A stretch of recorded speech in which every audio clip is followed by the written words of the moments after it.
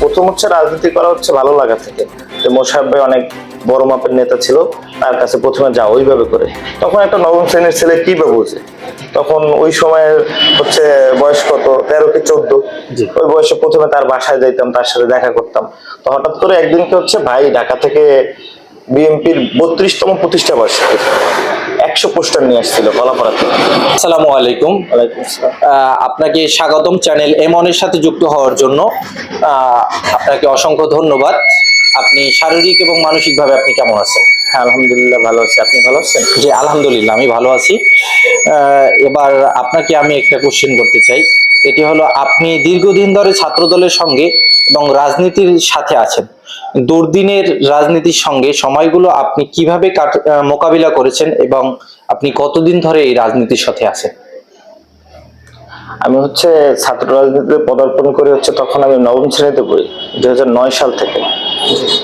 তখন থেকে হচ্ছে আমাদের ছাত্র রাজনীতি শুরু। তখন ছিল হচ্ছে আওয়ামী লীগের একদম শুরু টাইম। তো আসলে তখন আর কি আমরা না বুঝে পলিটিক্সে প্রথমে আসা। প্রথম হচ্ছে রাজনীতি করা হচ্ছে ভালো লাগা থেকে, যে মোশাররফ ভাই অনেক বড় মাপের নেতা ছিল, তার কাছে প্রথমে যা ওইভাবে করে। তখন একটা নবম শ্রেণীর ছেলে কি বা বোঝে, তখন ওই সময়ের হচ্ছে বয়স কত 13 কি 14, ওই বয়সে প্রথমে তার বাসায় যাইতাম, তার সাথে দেখা করতাম। তো হঠাৎ করে একদিনকে হচ্ছে ভাই ঢাকা থেকে বিএনপির 32তম প্রতিষ্ঠা বার্ষিকী 100 পোস্টার নিয়ে আসছিল কলাপাড়া থেকে। তো লাগানোর জন্য হচ্ছে আমি আর আমার একটা বন্ধু ছিল, ওর নাম হচ্ছে লিওন, ও ছাত্র দলের সাংগঠনিক সম্পাদক ছিল। তো হচ্ছে আমরা দুইজনে তার কাছ থেকে 10টা পোস্টার নিয়ে আসছিলাম লাগানোর জন্য। আর হচ্ছে এরকম কলাপাড়া অনেকটাই ভাগ করে, মানে 10টা 5টা করে পোস্টার দিছিল লাগানোর জন্য টোটাল কলাপাড়া উপজেলাতে। তো আসলে আমি জানতামই না যে হচ্ছে পোস্টার লাগাইলে হচ্ছে কোনো অপরাধ হয়। আমি 9 সালে জানছি যে হচ্ছে পোস্টার লাগানো অপরাধ। তো আমি আর লিওন হচ্ছে এই পোস্টার যখন লাগাই, তার পরের দিন আমি আর লিওন অ্যাসাল্ট করি। এই প্রথমে হচ্ছে রাজনীতি, মানে নাম বুঝে ওঠার আগেই অ্যাসাল্ট শুরু। এইভাবেই হচ্ছে আমাদের রাজনীতির পথ চলা শুরু। এরপর থেকে হচ্ছে আমরা অ্যাসাল্ট হওয়ার পরে বিকেলবেলা ভাইয়ের কাছে যাই, তখন ফোনও ছিল না আমাদের কাছে যে জানাবো যে আমরা অ্যাসাল্ট। তো বিকেলবেলা আবার তার কাছে গেছি। পরবর্তীতে হচ্ছে আমার বন্ধুরা এইখান থেকে হাইটে গেছিল, স্টেজ লাগছিল এখানে। আমারও শারীরিকভাবে অনেক অ্যাসাল্ট করা হয়েছিল, মানে পিঠে হাতে পায়ে। আপনাদের সাথে সংঘর্ষ হয়েছিল কাদের?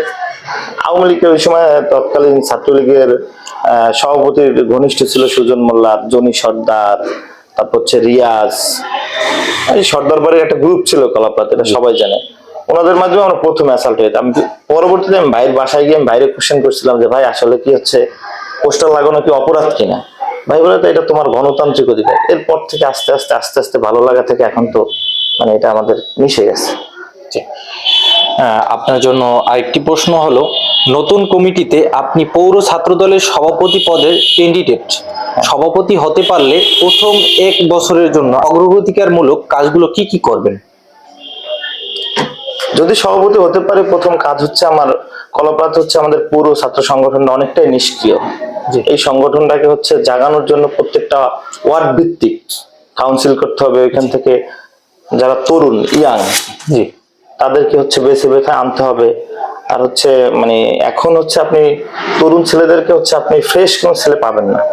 ছাত্রলীগ যেভাবে হচ্ছে ওদেরকে মেন্টালি হোক ফিজিক্যালি হোক, যেভাবে হচ্ছে মোটিভেশনালি হোক, যেভাবে হচ্ছে মাদক, তারপর হচ্ছে কিশোর গ্যাংয়ের স্টাইলে যেভাবে করছে, এদেরকে হচ্ছে আগে আপনার কাউন্সিলিং করতে হবে। একটা ছেলে যার বয়স এখন হচ্ছে ইন্টার পরে, ওই ছেলেটা হচ্ছে আসলে কত বছর বয়স, 17 বা 18।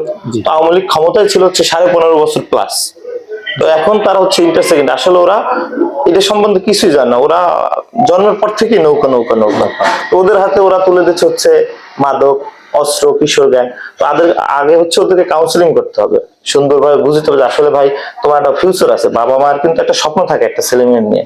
তো ওদেরকে এভাবে কাউন্সিলিং করে করে হচ্ছে আমাদেরকে আগাতে হবে। আর হচ্ছে প্রত্যেকটা ওয়ার্ড ভিত্তিক হচ্ছে আমাদের কাজ করতে হবে। এটা হচ্ছে আমার প্রথম চাওয়া। আর হচ্ছে কাজ করে যদি হচ্ছে আমরা প্রত্যেকটা ওয়ার্ডে কমিটিগুলো করতে পারি, তারপর হচ্ছে আমাদেরকে পরবর্তী স্টেপে যেতে হবে। আগে হচ্ছে আমাদের কমিটিগুলো একদমই নিষ্ক্রিয়, ওয়ার্ডের কমিটিগুলো অনেকটাই নিষ্ক্রিয়। কারণ হচ্ছে আমাদের আহ্বায়ক দীর্ঘদিন কলাপাড়াতে নেই, যার ফলে আমাদের সংগঠনটা অনেকটাই ঝিমে পড়ছে। তো আমি যদি হচ্ছে সংগঠনের দায়িত্ব পাই, আমি প্রথমে হচ্ছে প্রতিটা ওয়ার্ড ভিত্তিক কাজগুলো আমি আগে করব। তারপর হচ্ছে আমাদের পৌর শহরের ভিতরে হচ্ছে হাই স্কুল আছে, তারপর হচ্ছে ইসমাইল তালুকদার টেকনিক্যাল কলেজ আছে, তারপর হচ্ছে মোজাহরউদ্দিন কলেজ আছে, তারপর হচ্ছে আরেকটা স্কুল আছে হচ্ছে মডেল স্কুল। সেসব স্কুলের ছেলেপানদের সাথে মিশে আসলে ওরা কি চায়, ওদেরকে খেলাধুলার মাধ্যমে ইনভলভ করা, তারপর হচ্ছে বিভিন্ন সামাজিক অনুষ্ঠান, কুইজ প্রতিযোগিতা, মানে সাধারণ জ্ঞান, তারপরে কথাবার্তা, বিতর্ক, এগুলোর মাধ্যমে ইনভলভ করে ওদেরকে হচ্ছে রাজনীতিতে ইনভলভ করা। আর রাজনীতির যে দরকার, একটা দেশেরও যদি উন্নয়ন করতে হয় তাহলে পলিটিক্সের দরকার আছে, রাজনীতিবিদ ছাড়া কিন্তু দেশের উন্নয়ন সম্ভব না। এই সচেতনতা সবার ভিতরে আনতে হবে, এটা ওদেরকে আগে বুঝতে হবে, তারপরে রাজনীতি। মানে আসলেও হচ্ছে আমরা তো ছাত্রলীগের মতো, তাহলে আমাদের আর ওদের ভিতরে তো কোনো পার্থক্য থাকবে না। এখন আমি আসলেও ওদেরকে দিয়ে আমি হচ্ছে সারাদিন মারামারি করাইলাম, সন্ধ্যার পরে হচ্ছে নেশা ধরাইলাম, তাহলে তো একটা ছেলের জীবন নষ্ট করে দিলাম। এটা থেকে ওদেরকে আগে ফিরিয়ে আনতে হবে, তারপর হচ্ছে পলিটিক্সে ওদের ইনভলভ করা। জি, ধন্যবাদ আপনাকে। 113 পটুয়াখালী 4 আসনের বিএনপির সমর্থিত ধানের শীষের প্রার্থী কেন্দ্রীয় বিএনপির প্রশিক্ষণ বিষয়ক সম্পাদক এবিএম মোশাররফ হোসেন, তার জন্য মাঠ থেকে আপনি কিভাবে ভূমিকা রাখতে চান? তার জন্য হচ্ছে আমরা প্রতিটা ওয়ার্ড ভিত্তিক হচ্ছে আমাদের, যেমন আমার বাসা হচ্ছে 9 নম্বর, তো আমাদের ওয়ার্ড বিএনপি প্রেসিডেন্ট সেক্রেটারি থেকে শুরু করে একটা সমন্বয় টিম হবে ওইখানে হচ্ছে, তারপর আমরা ওইখানে কাজ করতে হবে। তারপর হচ্ছে আমাদের ছাত্র দলের যারা অ্যাক্টিভ আছে, এখন পুরো ছাত্র দলে যারা অ্যাক্টিভ আছে, আরো কিছু ছোট ভাইরা আছে যারা কাজ করতে আগ্রহী, ওদেরকে নিয়ে সমন্বয় করে প্রতিটা বাসায় বাসায় যাওয়া। আর আমাদের টার্গেট থাকবে হচ্ছে তরুণ ভোটার যারা এবার প্রথম ভোটার, ওদেরকে হচ্ছে বোঝানো যে আসলে শহীদ জিয়ার যে আদর্শটা ছিল, যে আবার তারেক রহমান যে হচ্ছে বাংলাদেশের তরুণ প্রজন্ম নিয়ে ভাবে, তারেক রহমান যে বাংলাদেশের রাষ্ট্র কাঠামো মেরামতের জন্য 31টা দফা দিচ্ছে, এখানে কিন্তু তরুণদের জন্য অনেক কিছু আছে। যেমন আমরা যারা স্টুডেন্ট আছে, যখন পড়াশোনা শেষ করে একটা ছেলে কিন্তু বেকার থাকে, তো বাবা মা পড়াশোনা করাইতে করাইতে একটা পর্যায়ে কিন্তু মফস্বলের জায়গা জমি সবই বিক্রি করে ফেলে, তখন ওই ছেলেটা চাকরিও পায় না, কিছু করতেও পারে না, তখনই কিন্তু হতাশাগ্রস্ত হয়ে নেশার দিকে ধাবিত হয়। তখন যদি একটা বছরের এক ভাতা দিয়ে ওরে মানে জবের জন্য প্রিপারেশন নেওয়ানো যায়, তাহলে কিন্তু ওই মেধাটা আমাদের থাকবে। তো এরকম কিছু দফা সে তারেক রহমান দিচ্ছে, এগুলো হচ্ছে আমাদের সাধারণ যারা তরুণ ভোটার, ওদেরকে এই জিনিসগুলো বোঝানো, প্লাস ধানের শীষের জন্য কাজ করা। এভাবে আমরা আমাদের নেতা জননেতা আলহাজ এবিএম মোশাররফ হোসেনের জন্য আমরা কাজ করতে চাই মাঠে। আমরা এর বাইরেও আমরা হচ্ছে পৌর ছাত্র দলের পক্ষ থেকে আমরা কলাপাড়াতে হচ্ছে লিফলেট বিতরণ করছি 31 দফার। তারপরে এবিএম মোশাররফ ভাইয়ের জন্য ধানের শীষের জন্য আমরা ভোট প্রার্থনা করতেছি, সকলের কাছে কাছে যাচ্ছি। এরকম কার্যক্রম আমাদের চলমান আছে এবং এগুলো আরো ভবিষ্যতে বাড়বে। বর্তমানে ধানের শীষের প্রার্থীর আপনারা তার জন্য কিরকম কাজ করতেছেন এবং তার যে প্রচারণা আপনারা কিভাবে চালাচ্ছেন? এখন হচ্ছে আসলে তো তফসিল ঘোষণা হয় নাই, তো আমরা হচ্ছে এমনিতে চায়ের আসর হোক বা প্রতিটা আমাদের বিএনপি থেকে হচ্ছে প্রত্যেকটা ইউনিয়ন ভিত্তিক সভা সমাবেশ হচ্ছে, আমরা দাঁড়ে দাঁড়ে যাচ্ছি মানুষের আকাঙ্ক্ষাটা কি। আমাদের কলাপাড়াতে কিন্তু আওয়ামী লীগের 2 জন মন্ত্রী ছিল, তারা যে আসলে মানুষের জন্য কি কাজ করছে বা তারা কতটা দুর্নীতি করছে হচ্ছে, আপনি যদি হচ্ছে কলাপাড়াতে আমরা কয়েকটা সমাবেশে গেছি, যেমন হচ্ছে আপনি যদি ধরেন হচ্ছে চম্পাপুরে যান, আপনার হচ্ছে কলাপাড়া আসার পর আপনার ওষুধ খাইতে হবে, রাস্তার অবস্থা এতটা খারাপ হচ্ছে। মানুষকে হচ্ছে এই জিনিসগুলো বোঝানো, যদি আমাদের নেতা হচ্ছে যদি সংসদে আমরা পাঠাইতে পারি তাকে, তাহলে সে কলাপাড়ার জন্য কিছু করতে পারবে। আর হচ্ছে মোশাররফ ভাই কলাপাড়াতে আসার পর থেকে 2 বছর ছিল বিএনপি গভর্নমেন্ট ক্ষমতায়, তখন 2004-5 সালে 2 বছরে সে কলাপাড়াতে 400 কোটি টাকার কাজ করছে উন্নয়নমূলক। তখন কিন্তু সে এমপিও ছিল না, মন্ত্রীও ছিল না, সে শুধুমাত্র বিএনপি সভাপতি ছিল। সেই অবস্থায় সে এতটা কাজ করতে পারছে। আর হচ্ছে আপনি একটা কাজ করবেন, এটার জন্য কিন্তু আপনার সুদূর প্রসারী পরিকল্পনা দরকার। আমাদের কলাপাড়াতে হচ্ছে পর্যটন কেন্দ্র আছে, কুয়াকাটাতে এটা কিন্তু আন্তর্জাতিক মানে পর্যটন কেন্দ্র করা যায়।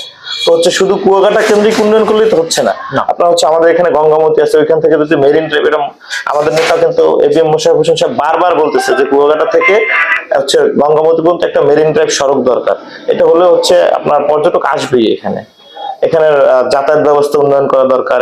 এই টাইপের মানে যে উন্নয়নগুলো দরকার, এগুলো সে জনগণের সাথে কথা বলতেছে, সে প্রত্যেকটা জনসভাতে গিয়ে ওই এলাকার জনগণের চাহিদা কি, ওই এলাকার জনগণ কি চায়, তাদের কাছ থেকে সে কোশ্চেন নিতেছে আপনারা কি চান, আপনাদের কি দরকার। সে ওইভাবে করে জনগণকে প্রতিশ্রুতি দিতে আছে। আর হচ্ছে এগুলো যে বাস্তবায়ন করা সম্ভব, কিভাবে সম্ভব, এভাবে সে মানুষকে বুঝাইতেছে। যদি সে তার নিজের পকেট ভারী করতে না চায়, যদি জনগণের জন্য কিছু করতে চায়, তাহলে অবশ্যই করা সম্ভব। তো এই জন্য হচ্ছে আমাদের সবার বোঝানো যে হচ্ছে এবিএম মোশাররফ হোসেন ভাইকে আগে তো আমাদের এমপি করতে হবে, এমপি করতে হলে আমাদের ধানের শীষে ভোট দিতে হবে। তো এই কারণে আমরা মানুষের কাছে এই বার্তাগুলো নিয়ে যাচ্ছি, তারেক রহমানের 31 দফা নিয়ে যাচ্ছি, মোশাররফ ভাইয়ের সালাম দিচ্ছি। মোশাররফ ভাইয়ের কিছু কর্ম পরিকল্পনা আছে কলাপাড়া কেন্দ্রিক, তারেক রহমানের 31 দফা হচ্ছে টোটাল বাংলাদেশ কেন্দ্রিক, বাংলাদেশকে কিভাবে নতুন করে সাজানো যায়।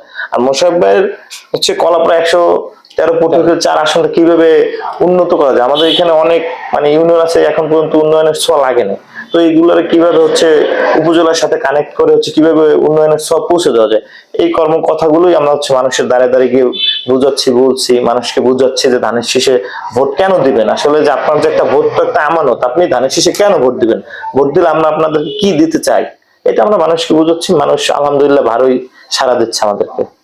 জি, আপনাদের দেশনেত্রী খালেদা জিয়া বর্তমানে যে অসুস্থ আছেন তার জন্য আপনারা কিভাবে দোয়া প্রার্থনা করতেছেন? আমরা দেশ নেত্রীর জন্য সারা দেশবাসীর কাছে দোয়া চাই। আর হচ্ছে আমরা আমাদের মোটামুটি হচ্ছে প্রতিটা ওয়ার্ড ভিত্তিক মসজিদে হচ্ছে আমরা তার জন্য দোয়া করাইছি। তারপর হচ্ছে প্রতিটা মন্দিরে আমাদের যারা হিন্দু সদস্য আছে জি। তাদের মাধ্যমে মন্দিরে প্রার্থনার ব্যবস্থা করা হয়েছে, বা অন্য ধর্মাবলম্বী যারা আছে ওরা ওদের ধর্ম মতে প্রার্থনা করতেছে। সবাই সৃষ্টিকর্তার কাছে দোয়া করা ছাড়া আমাদের আসলে কিছুই করার নেই। আমরা সবার কাছেই দেশনেত্রীর জন্য সারা বাংলাদেশের সকল ধর্ম বর্ণ মত নির্বিশেষে সবার কাছেই দোয়া চাই। জি, ধন্যবাদ আপনাকে। Channel M1